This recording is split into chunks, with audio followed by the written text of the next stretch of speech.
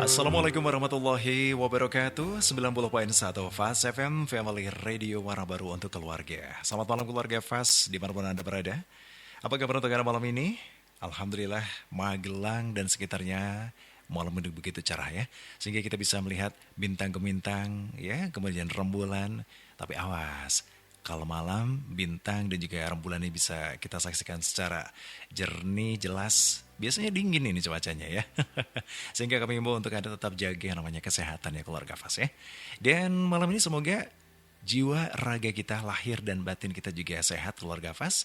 Kalau lahir kesehatan itu bisa kita dapatkan dengan olahraga, makan makanan bergizi dan yang lainnya. Nah, batin kita juga harus kita dapatkan siraman rohani. Malam ini, program kesayangan Anda, Baiti Janati, Rumahku Surgaku menyapa Anda kembali. Untuk edisi malam ini, Selasa 9 Juli 2024, seperti biasa kita akan diskusi, sharing perihal hal-hal yang mungkin selama ini kita anggap biasa tetapi belum mempunyai arti yang lebih dari itu. Nah, maka malam ini kita bisa simak sampai usai nanti. Anda bisa manfaatkan di sesi WhatsApp yang nanti kami akan buka juga untuk Anda yang ingin bergabung bersama kami.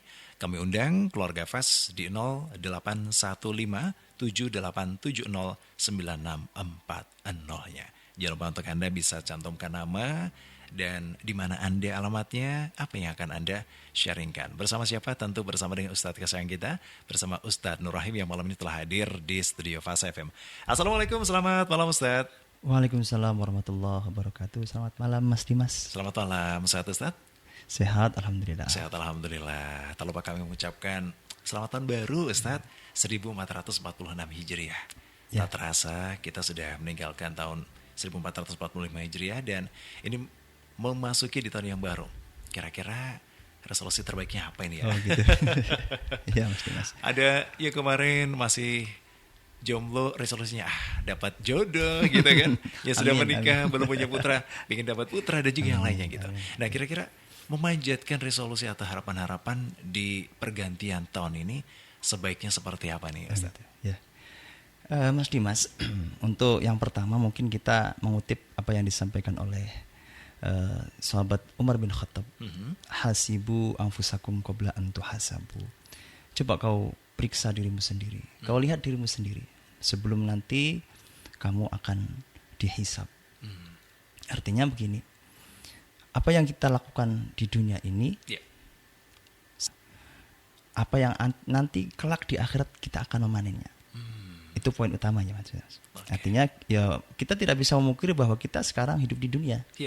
Artinya ketika kita bekerja atau kita melakukan sesuatu yang sifatnya duniawi, itu wajar karena kita memang hidup di dunia. Tapi jangan lupa bahwa di dunia ini hanya sementara dan hanya numpang lewat. Maka tentu kita harus lebih memprioritaskan kehidupan yang lebih langgeng, yaitu kehidupan di akhirat kelak. Jadi cobalah introspeksi, terus menghitung diri sendiri sebelum nanti Allah akan menghitungnya. Terus mungkin resolusinya gini Mas Dimas.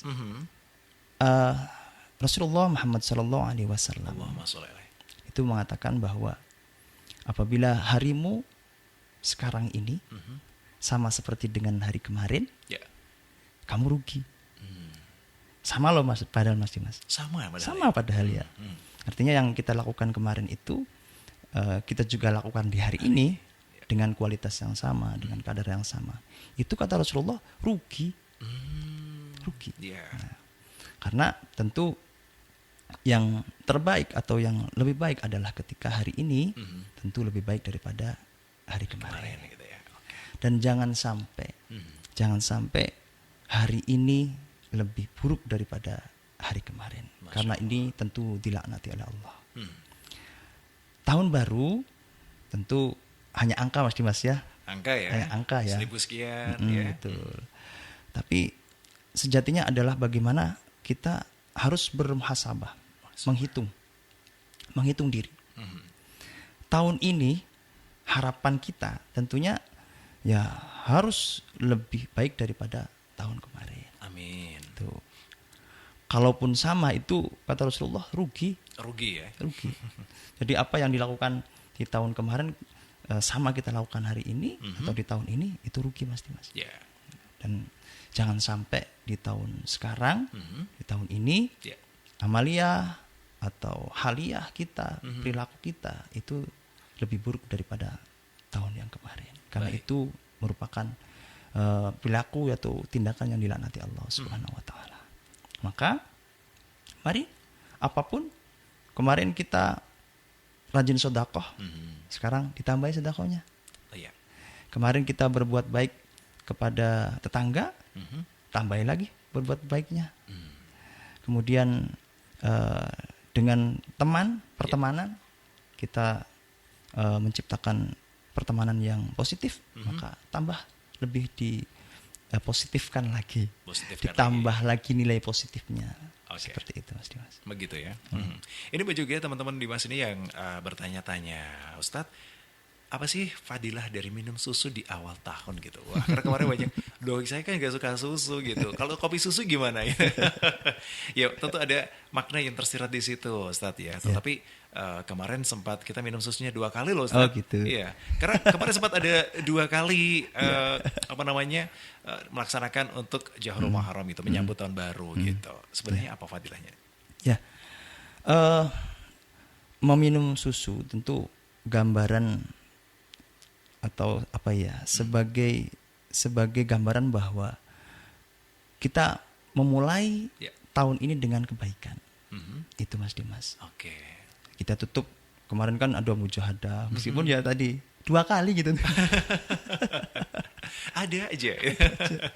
Dulu ada Idul Fitri juga 2 kali. Sudah siap, opornya sudah matang ternyata. Ketupat juga siap. Ternyata besok ya gitu kan. Jadi itu sebagai manifestasi bagaimana sih kita berbuat baik dari hal-hal kecil. Dari hal-hal kecil, termasuk ketika mengkonsumsi susu yang di situ kandungannya sangat baik untuk kesehatan, dan itu kita mulai aktivitas di tahun baru dengan aktivitas-aktivitas yang bernilai kebaikan untuk diri kita. Paling minimal seperti itu Mas Dimas. Dan tentu banyak lagi minum susu di awal tahun saja Mas. Betul. Harapannya kita juga gitu ya, kembali suci, lebaran baru gitu Ustaz ya. Termasuk ini kali ini kita bisa muhasabah tadi banyak sekali. Termasuk kita juga bisa memberikan satu edukasi kepada adik-adik kita, bagaimana sebenarnya tahun yang lalu circle kita. Nah, pertemanan kita apakah ada manfaat atau justru mudaratnya banyak gitu, kadang-kadang gitu kan. Aku temenan sama dia kok semakin jarang sholat ya. Aku temenan sama dia kok semakin enggak patuh sama orang tua ya, kadang-kadang gitu. Ini juga perlu dong ya dievaluasi dan dicek apakah anak-anak muda atau anak-anak remaja saat ini pertemanannya sudah baik atau benar. Nah, terkait dengan pertemanan ini, Ustadz, bagaimana sebenarnya kita memberikan edukasi kepada anak-anak kita, kepada remaja-remaja kita bahwasanya memilih pertemanan itu juga penting gitu.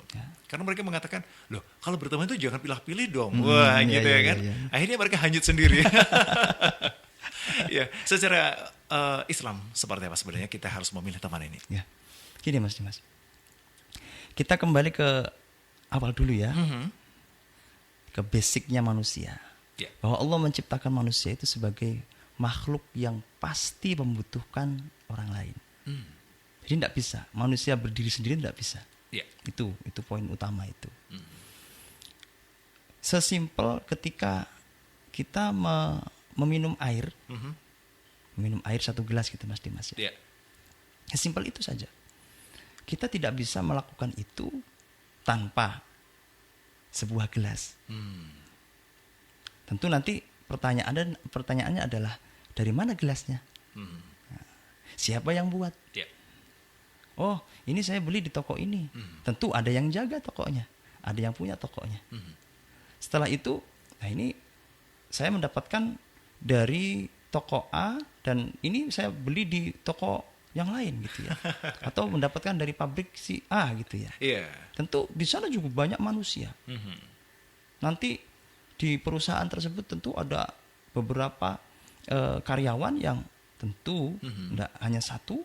Kemudian mereka juga pakai baju loh Mas Dimas. Nah, itu karyawan yang pakai baju, saat memakai baju itu tidak bisa dia buat sendiri, benangnya buat sendiri, tidak bisa.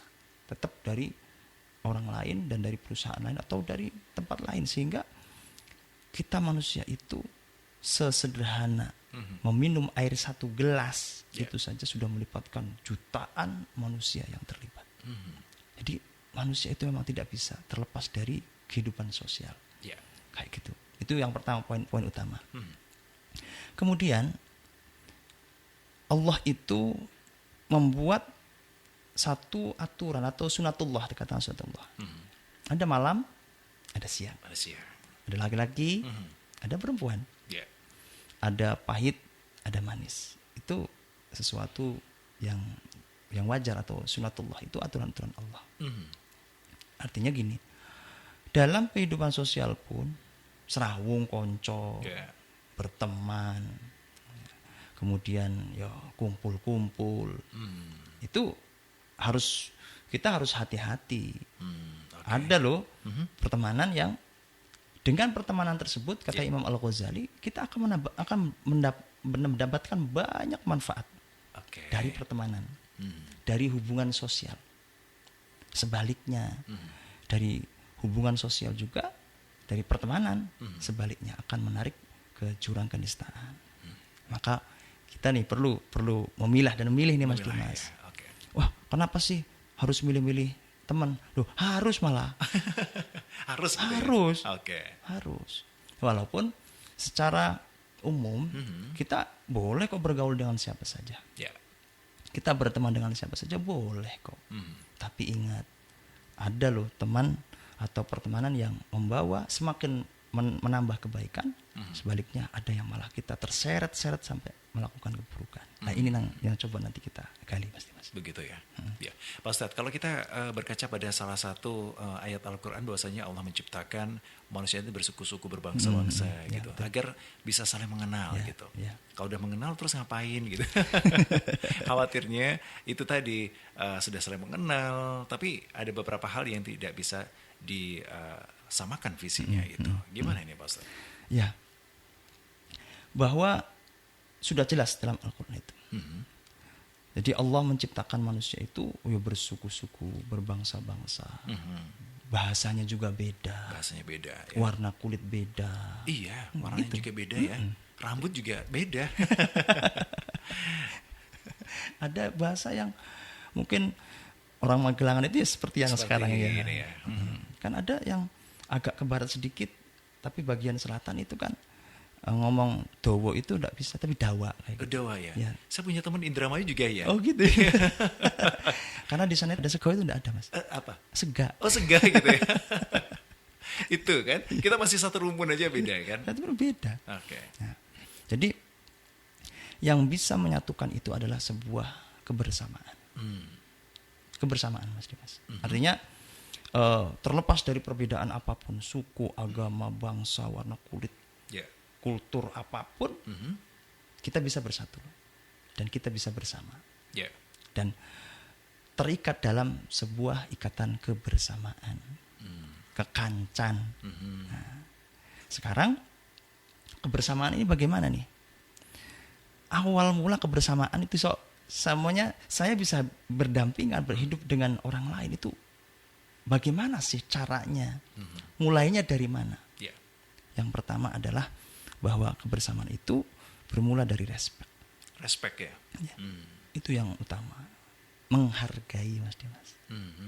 Menghargai orang lain itu adalah modal untuk hidup bersama atau bisa kita nilai sebagai hubungan yang memiliki kebersamaan.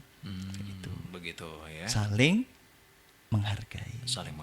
Ya. Oke, baik. Saya juga prihatin ya ketika tidak saling menghargainya dalam arti hubungan internasional antara Israel dan Palestina yang saat ini masih ada. Ini sangat luar biasa dampaknya ya Pak Ustadz ya. Oke, semoga ini bisa menjadikan pelajaran kita semuanya, saling menghargai. Apalagi kita di Indonesia bersuku-suku berbangsa. Kalau tidak saling menghargai, waduh bisa kacau ini ya kan. Nah, kembali ke pertemanan tadi. Remaja saat ini, remaja zaman now ini kan banyak. Kalau nggak dibilang nggak punya temen yang ngegeng, wah ini katanya ketinggalan gitu. Nggak maco, nggak gaul dan juga lainnya. Padahal kebanyakan ini, ya tidak semuanya. Cuman yang paling menonjol saat ini adalah orang atau remaja yang berteman dengan gengnya, ini malah justru banyak ketidakbaikannya gitu, banyak mudaratnya gitu, Pak Ustadz. Ini sebenarnya mereka salah milih teman atau gimana sih? Karena memang begini Mas. Yeah.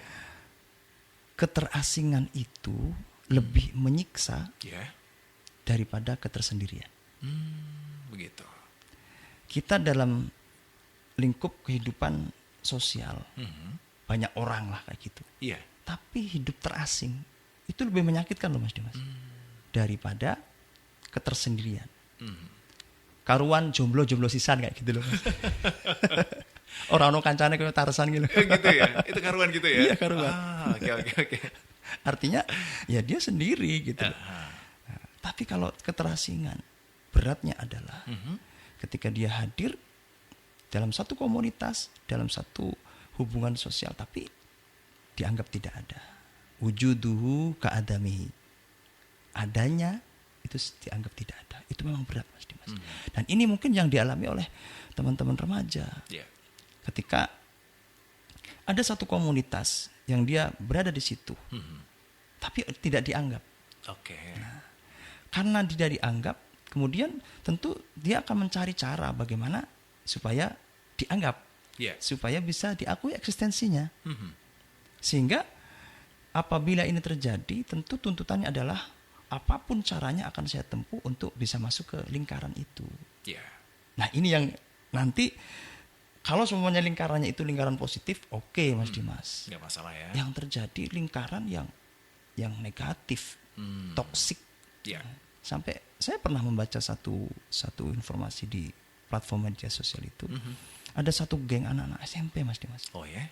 Anak SMP itu untuk bisa masuk ke lingkaran gengnya itu, itu harus berani menyentuh kabel sutet.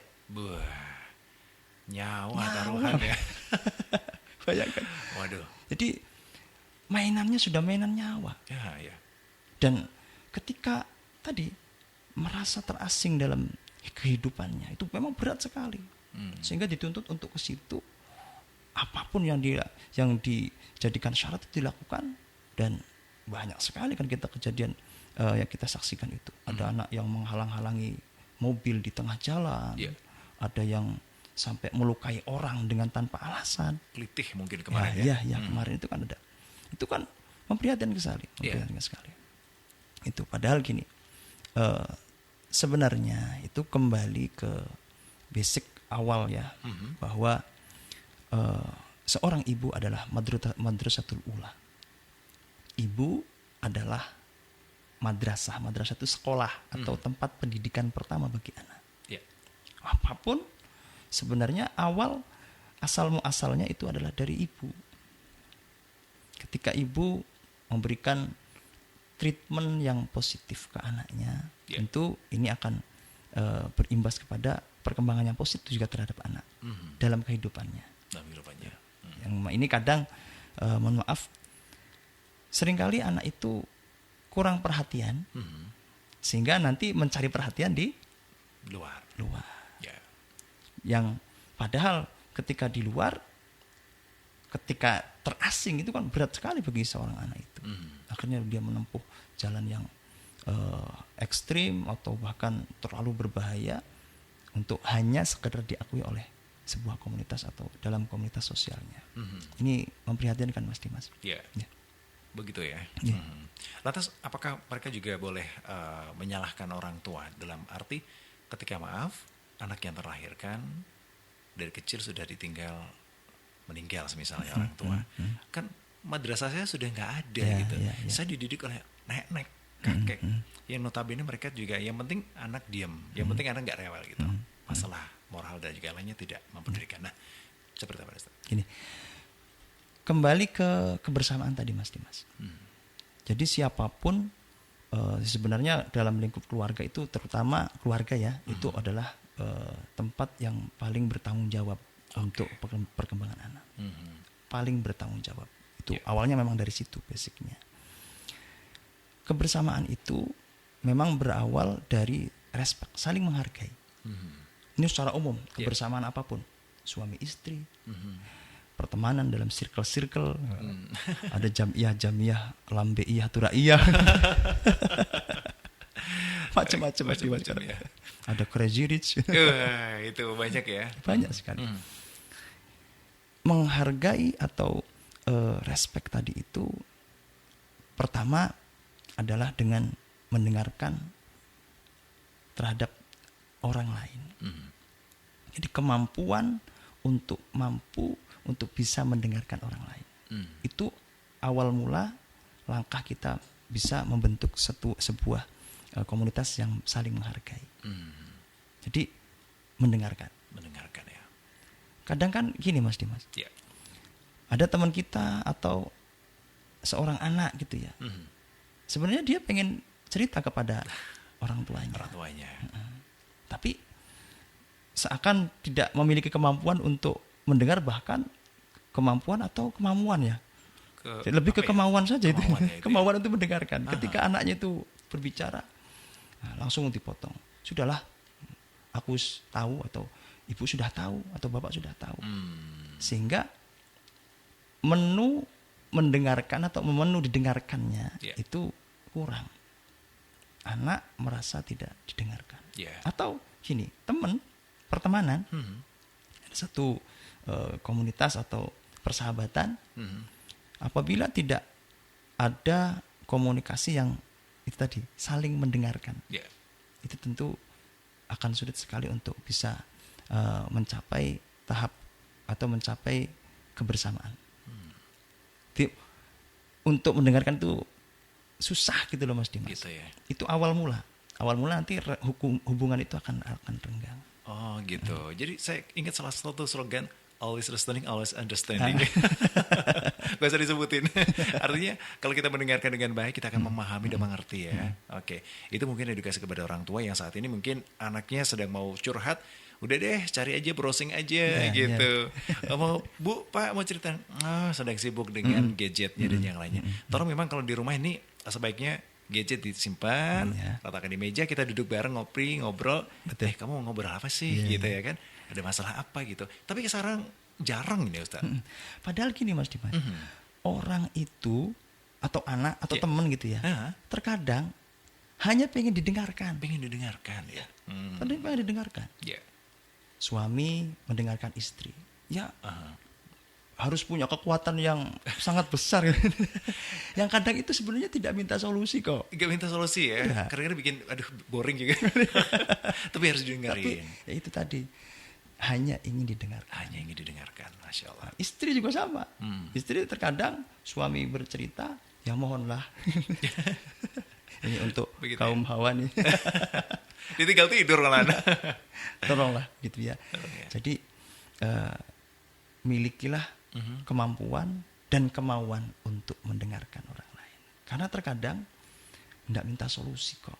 Terkadang tidak minta apapun ya, kecuali dengarkan saja.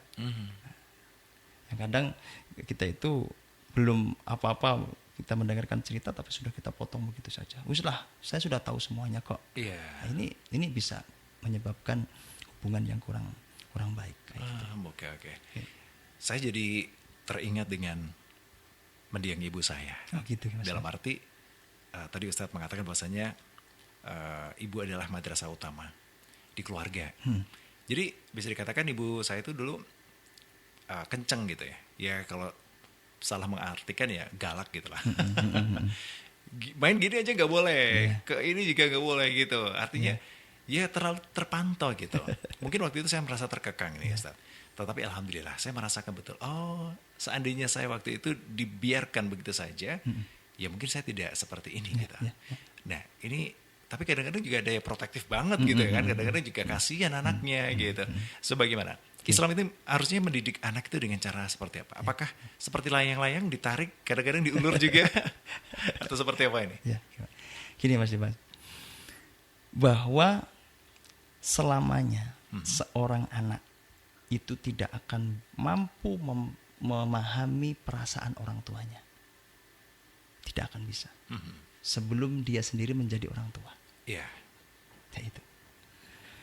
Orang tua yang kita kenal saat kita belum jadi orang tua nih Mas Dimas. itu seakan mengekang.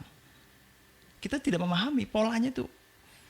Orang-orang apalagi remaja usia SMA, SMP itu mulai merasa bahwa saya bisa loh, saya sanggup loh. Bahkan ada yang berperasaan tidak penting lah orang tua itu kayak gitu. Karena saya udah bisa, saya sudah dewasa. Padahal itu tadi, selamanya anak tidak akan bisa memahami perasaan orang tua selama dia masih sendiri atau belum menjadi orang tua. Kelak suatu saat dia akan memahami, oh ternyata orang tua saya dulu berperasaan seperti ini, karena saya juga sama ketika punya anak. Jangan salah Mas Dimas. Ketika anak itu sakit, saya kira seluruh orang tua akan berpikiran bahwa ingin minta sama Allah, ya Allah pindahkanlah sakitnya itu ke saya, kayak gitu kan. Apalagi yang masih balita, masih belum bisa berbicara, nangis siang malam, pagi sore nangis terus. Ternyata di ketiaknya ada semut gitu. Itu kan bingung ketika anak terus-menerus menangis. Dan diantaranya meminta sama Allah, ya Allah ini anak ini sakit apa, pindahkan ke saya. Itu orang tua Mas Dimas. Ketika anaknya jatuh, ingin rasa sakitnya dipindahkan ke orang tua. Bahkan ketika semuanya anaknya bahkan anaknya melakukan kesalahan. Kok yang memarahi orang lain? Alah wis. Orang tua mana yang tega melihat anaknya dimarahi orang lain? Apalagi dipukul ya. Apalagi dipukul. Allah, Nah, jadi terkadang kita sebagai anak itu lupa untuk hal itu Mas Dimas. Bahwa orang tua itu tentu punya perasaan yang berbeda dengan anaknya. Yang mana anak itu nanti akan memahami perasaan orang tua kalau sudah jadi orang tua. Kalau belum. Itu makanya nanti suatu saat seorang anak itu pasti akan memahami warning dari orang tua, larangan orang tua, bimbingan dari orang tua. Terkadang kita itu merasa dikekang, tapi pada akhirnya titik kita sekarang berdiri itu adalah buah daripada didikan orang tua dulu. Bagaimana mereka menjaga, bagaimana mereka mengarahkan, bagaimana mereka membimbing sehingga kita bisa hari ini berdiri seperti saat ini. Mas Dimas sukses sebagai orang yang memiliki bisnis yang besar. Amin. Itu saya yakin ada peran dari orang tua saat dulu mendidik. Seperti itu. Masya Allah ya.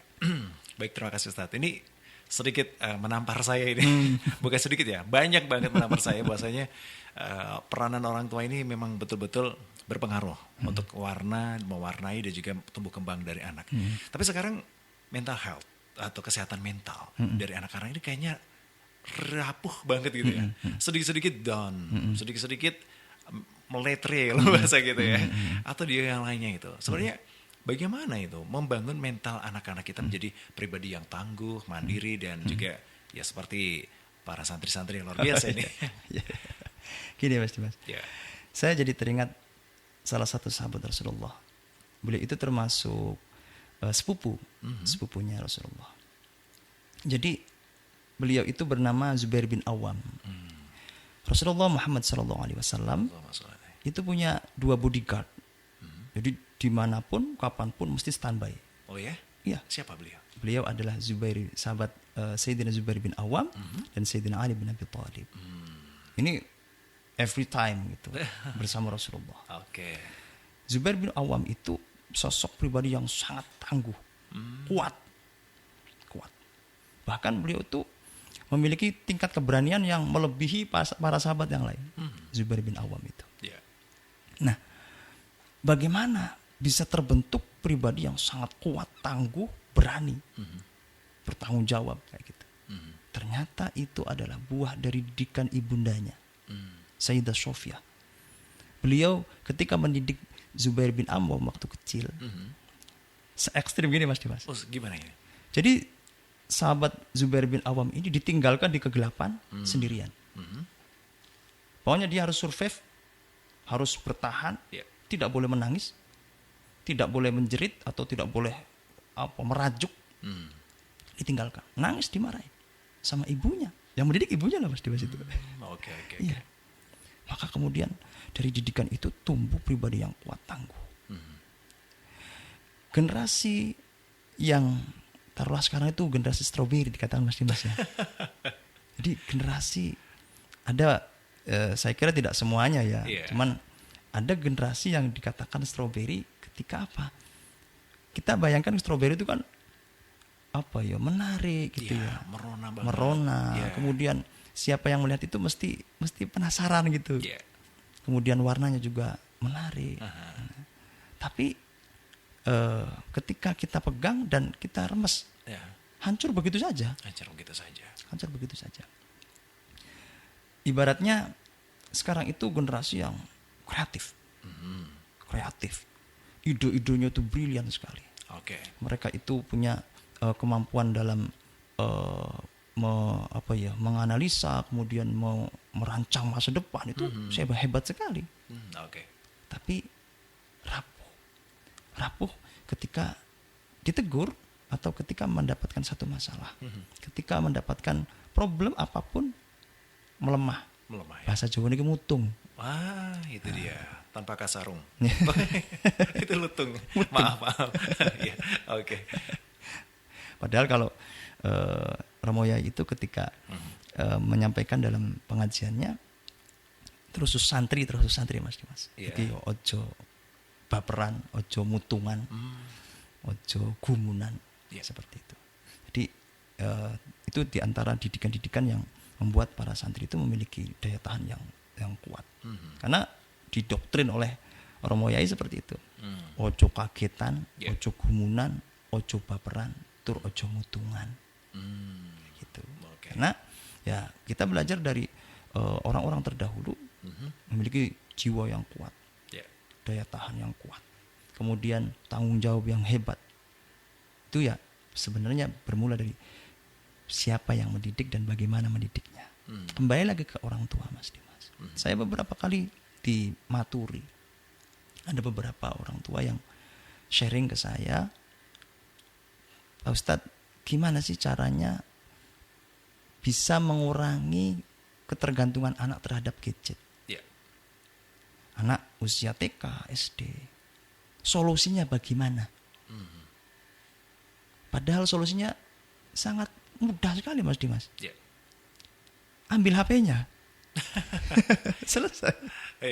Ambil gadgetnya. Selesai. Wah, nanti itu nangis Pak Ustadz. Gak berhenti-berhenti nangisnya. Ya kita dengarkan saja. Kembali lagi ke awal tadi. Belajarlah untuk mendengarkan. Tangisannya kita dengarkan, kita nikmati saja. Ketika nangis itu, sekuat-kuatnya menangis itu paling 1 jam, Mas Dimas. Setelah itu capek kok. Dan setelah capek, lelah, terus tidur mesti anak itu.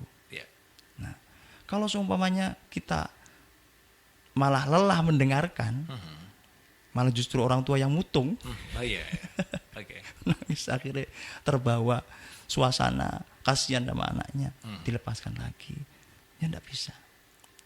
Itu sama beratnya sekarang itu seperti menyapi anak dulu, Mas Dimas. Mas Dimas juga kan dulu pernah mendapatkan gizi yang cukup dari ibunya. Betul? Selama 5 tahun. Kelebihan ya? Bukan 7 tahun. 2 tahun. Setelah itu dilepaskan. Bayangkan, nutrisi terbaik bagi bayi adalah ASI. Tidak bisa digantikan apapun. Tapi harus dipaksa dihentikan. Dan itu berat. Buat siapa? Bukan hanya buat anaknya, tapi juga orang tuanya. Ketika proses penyapihan, itu orang tua, melihat anaknya nangis jam 2, jam 3 bangun nangis, tidak tega, akhirnya diulangi lagi, maka 0 lagi. Memang perlu sedikit keberanian dan sedikit kekuatan. Ditambahin sedikit aja, Mas, jangan banyak-banyak lah.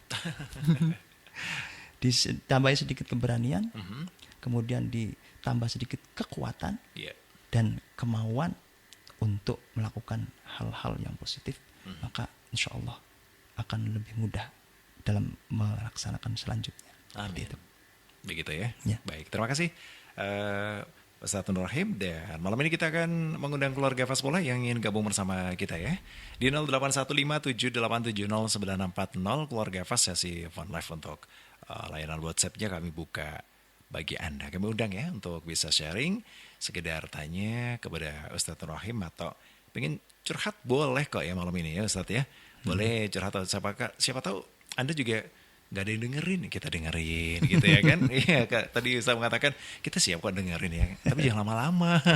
Kasihan yang lainnya. Oke, ada WhatsApp yang sudah masuk di 081578709640. Kami bacakan dulu. Assalamualaikum Ustaz. Waalaikumsalam warahmatullahi wabarakatuh. Saya Bunda Saroja di Borobudur. Halo, selamat malam Bunda Saroja. Ini setia banget di Baiti Janati ya. Paling setia ini Mas Dimas. Masya Allah. Sehat selalu Bunda Saroja. Terima kasih untuk Anda sudah mendengarkan. Waktu remaja, suasana yang paling saya sukai adalah suasana pengajian.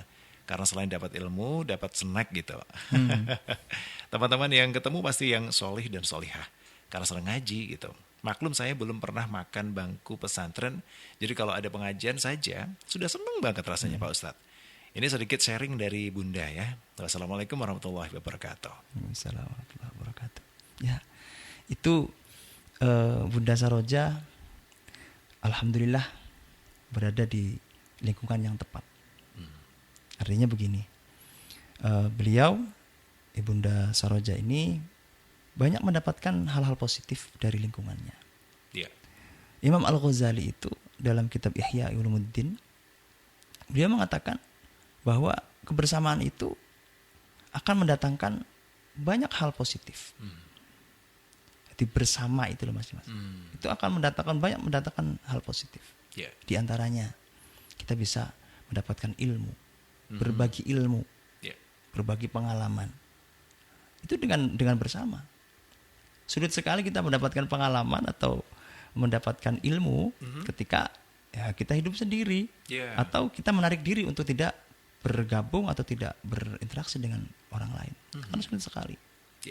Dalam agama sendiri kan Rasulullah mengajarkan bahwa sholat berjamaah itu lebih utama daripada sholat sendiri. Bahkan beberapa derajat lebih tinggi. Itu kan sholat jamaah, tidak bisa Mas Dimas menjalankannya sendiri. Gimana itu? Saya imamnya dan saya juga makmumnya. Itu kasusnya sholat subuh di dusun ya? Yang azan, yang sampai makmum. Itu dusun yang di sana Mas Dimas. Di sana gitu ya? Mungkin di Zimbabwe atau di Rusia. Kalau di sini jamaahnya luar biasa. Gitu. Oke, tadi. Jadi karena memang lingkungan itu mau tidak mau akan membawa dampak. Ya baik dampak positif atau negatif. Tapi ketika kita bisa masuk dalam lingkaran yang positif, tentu kita akan mendapatkan hal-hal yang positif dan lebih banyak kayak gitu. Begitu ya. Dan ini syukur alhamdulillah ya Bunda Saroja ini circle-nya adalah pengajian ya. Sehingga teman-temannya yang solih-solihah gitu. Wow, Masya Allah luar biasa sekali. Dan ada plusnya itu, snack. Jadi cari-cari snack gitu ya. Masya Allah. Terima kasih Bunda Saroja. Ini mungkin bisa ditularkan ke putra-putrinya atau ponakan-ponakannya gitu ya. Ayo rajin-rajin datang ke majelis pengajian. Daripada datang ke konser aja. Ini juga yang lainnya. Oke baik, terima kasih Bunda Saroja ya. Berikutnya Assalamualaikum warahmatullahi wabarakatuh Pak Ustadz.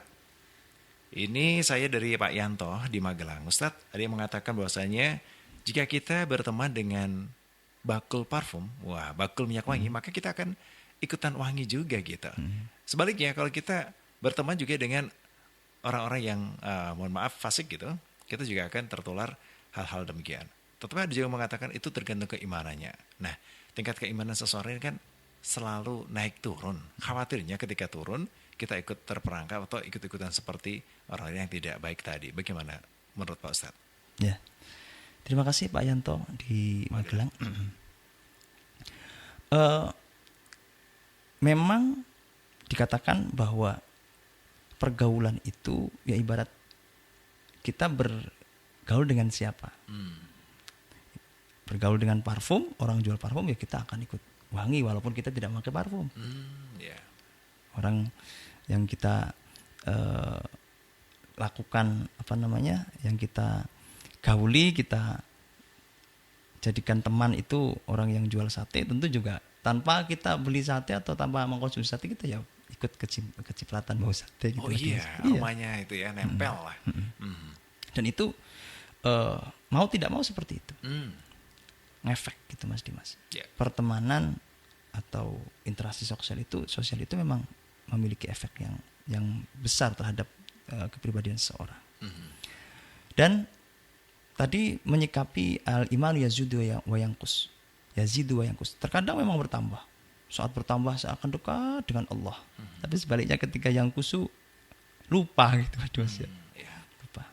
Nah, untuk menyikapi hal itu tentu kita harus memastikan bahwa orang yang kita ajak sebagai partner atau kita jadikan tempat untuk berinteraksi sosial itu tentu orang yang selalu dan terus selalu menyebarkan kebaikan. Itu pastikan dulu gitu. Karena apabila kita tidak bisa mengendalikan diri, tentu kita tidak bisa memastikan bahwa ketika ada hal-hal negatif dari orang lain, langsung bisa kita tangkal kalau kita tidak memiliki kemampuan itu. Jadi yang pertama itu dulu lah, pastikan bahwa komunitasnya itu memang komunitas yang positif. Itu, dan itu mudah untuk mendeteksinya mudah. Caranya?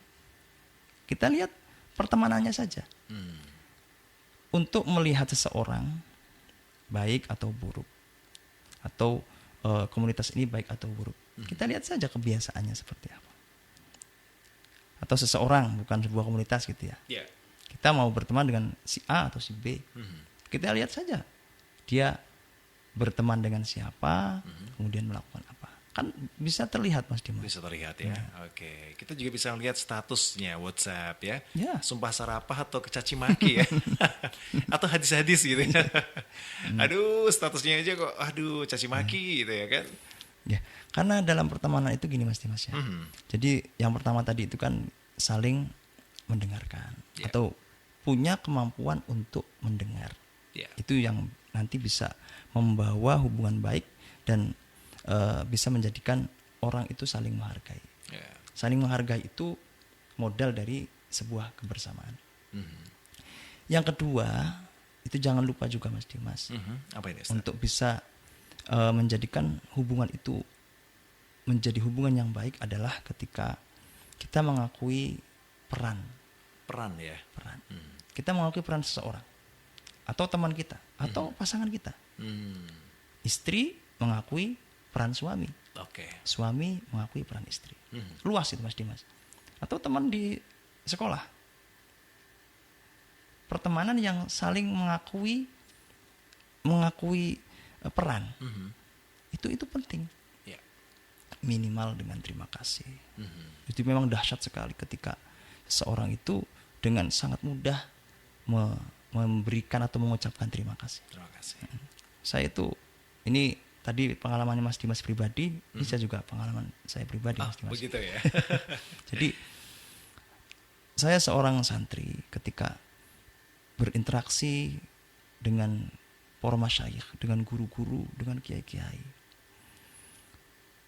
selalu ketika apapun yang saya lakukan, bahkan hal kecil, beliau itu mengajarkan matur suwun, terima kasih. Itu saya Mas Dimas. Ibaratnya di hadapan beliau para guru, para kiai, ibarat debu yang bertebangan gitu ya. Begitu Ustaz. Itu seakan saya itu dihargai betul-betul. Eksistensinya itu betul-betul dihargai, dan saya merasa bahwa saya ini ada loh kayak gitu. Itu penting. Dan pastikan bahwa saat berinteraksi, serawung, kekancan, bergaul dengan siapapun, pastikan ada dalam lingkungan yang menghargai, yang mengakui peran orang lain. Apapun, sesimpel semuanya pertemanan. Taruhlah peran-peran yang terlihat itu tampak itu ndak ada gitu ya. Tapi contoh semuanya dia hadir di samping kita dan mau mendengarkan. Itu saja sudah harus kita apresiasi dengan bentuk terima kasih itu. Atau terima kasih engkau sudah menjaga kesehatan kayak gitu. Sehingga saat engkau sehat, saya juga bisa bercerita lagi dengan kamu kayak gitu. Betul. Dan coba bayangkan ketika dua orang ini atau dalam komunitas sosial terjadi hal seperti itu, saling menghargai, saling mengakui peran, maka tentu hubungannya akan sangat baik di antara mereka gitu. Gitu ya. Baik, terima kasih Pak Ustadz dan Pak Yanto tadi yang di Magelang ya, yang sudah menikah seperti itu. Baik, terima kasih. Kemudian ini dari Mbak Nini yang ada di Ngerabak Magelang. Assalamualaikum Pak Ustadz. Waalaikumsalam. Ya Pak Ustadz, untuk beberapa tadi yang disampaikan bahwasanya pertemanan itu boleh dan kita nggak boleh pilih-pilih ya, tapi kita juga harus memilih gitu. Nah, lantas bagaimanakah? Apakah sudah benar-benar kalau teman-teman yang ada di pondok pesantren ini sudah pasti teman-teman yang baik gitu, apakah kita juga harus memilih lagi nih Ustadz? Terima kasih. Pondok pesantren itu ibaratnya bengkel Mas Dimas. Bengkel. Taruh kita gambarkan bengkel mobil gitu ya. Oke. Bengkel mobil. Bengkel aksesoris atau bengkel spare part lah. Intinya bengkel ini Mas Dimas. Tentu yang datang itu berbagai macam mobil. Kondisinya. Ada loh turun dari dealer langsung tanpa lewat rumah langsung masuk ke bengkel. Untuk apa? Untuk dipasang aksesoris. Tujuannya untuk apa? Untuk lebih keren, lebih bagus lagi. Sound sistemnya kurang jeder, tambahin lagi kayak gitu. Artinya ini sudah baik loh, sudah bagus loh, tapi menurut pemiliknya untuk lebih bagus lagi. Ya. Tapi ada juga yang datang itu dalam kondisi bannya kempes, mesinnya lampu nggak nyala, mesinnya rontok. Aduh. Datang ke bengkel untuk apa? Untuk diperbaiki ya. Nah, pondok pesantren itu ibarat seperti itu. Artinya begini, tidak mungkinlah manusia itu semuanya baik. Tidak mungkin semua teman itu baik. Tapi sebaliknya juga, tidak semuanya juga manusia itu buruk.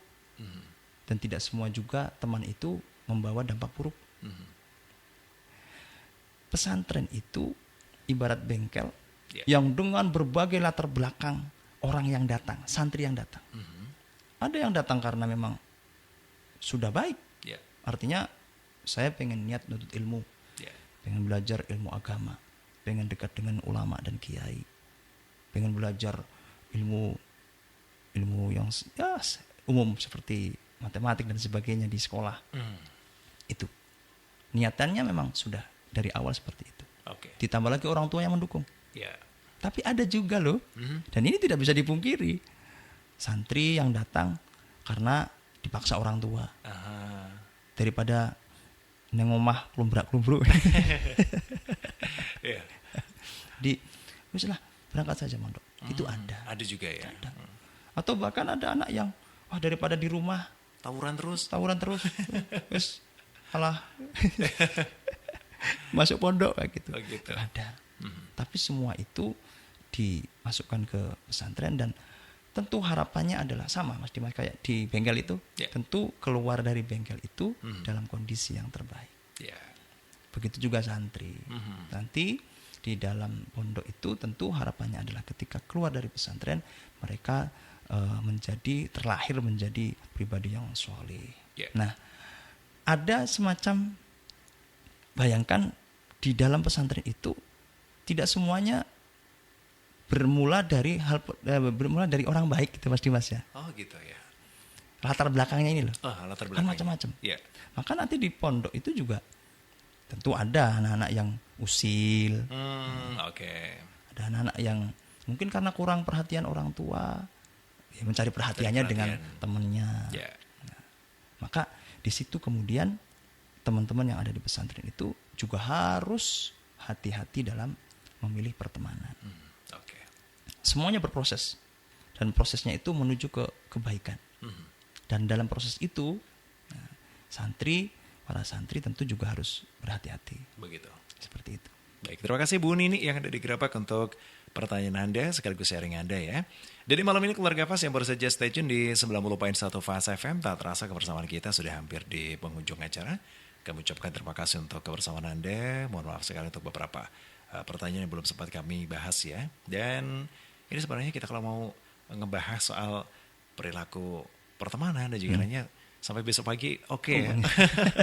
Gak habisnya Ustaz. Tapi karena waktu yang sangat terbatas, program Baiti Janati untuk edisi malam ini sampai di sini dulu. Tapi sebelumnya untuk Anda yang baru saja stay tune di 90.1 Fas FM, kita dengarkan dulu statement closing dari Ustaz Rahim.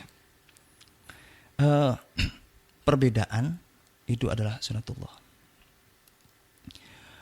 Membutuhkan orang lain bagi manusia itu juga sunatullah. Kita tidak bisa menghindar itu. Karena bagaimanapun, jika engkau ingin berjalan cepat, ya berjalanlah sendiri. Tapi saat engkau ingin berjalan jauh, berjalanlah bersama-sama. Jarak yang kita tempuh, perjalanan kehidupan ini, bukan masalah cepat atau lambat Mas Dimas. Tapi sejauh mana kita mempersiapkan, karena perjalanan ini sangat jauh sekali. Maka dengan kebersamaan, hidup bersama, tentunya dengan menebarkan kebaikan dan saling mensupport untuk menjadi orang yang lebih baik, insya Allah perjalanan yang jauh ini bisa kita tempuh dengan hasil yang gemilang, dengan hasil yang positif, dan tentu selamat. Selamat di perjalanan, baik di dunia maupun sampai akhirat nanti. Amin, ya rabbal alamin. Baik, terima kasih Ustaz Rahim atas waktu dan juga kesempatan yang telah diberikan. Di malam ini juga mengucapkan selamat malam untuk Anda keluarga Fas di manapun Anda berada. Jangan lupa untuk Anda yang sudah mengirimkan pertanyaan, insya Allah di kesempatan yang akan datang kami akan membahas kembali untuk Anda. Simak juga siaran tunda kami atau siaran ulang kami, mohon maaf, di hari Jumat pada pukul 10.30 waktu Indonesia Barat. Saya Dimas Saputra bersama Ustaz Nur Rahim untuk pamit undur diri. Selamat malam, selamat beristirahat dan wassalamualaikum warahmatullahi wabarakatuh.